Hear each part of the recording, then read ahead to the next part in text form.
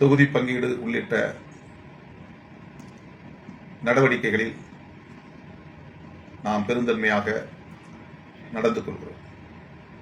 இது தற்காலிகமாக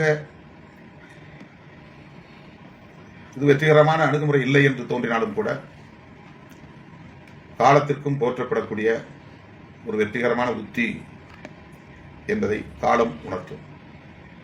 ஆகவே எத்தனை தொகுதிகளை பெற்றாலும் அது நம்முடைய எதிர்காலத்தோடு தொடர்புடையது. இன்றைக்கு நம்பகத்தன்மையை இழந்து பெறுகிற வெற்றி விரைவில் நீர்த்து போகும்.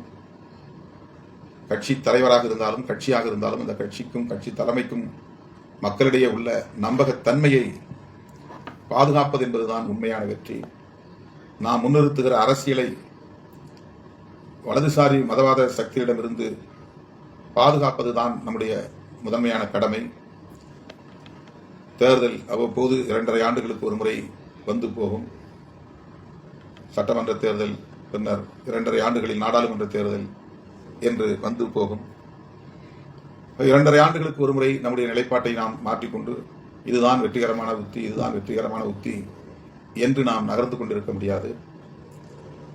நாம் விடுற இந்த நிலைப்பாட்டில் உறுதியாக இருப்பதன் மூலம் தமிழ்நாட்டு அரசியலின் மையம் நம்மை சுற்றியே இருக்கும் என்பதை வருங்காலம் அனைவருக்கும் உணர்த்தும். தோழர்களும் அதை புரிந்து கொள்ள வேண்டும்.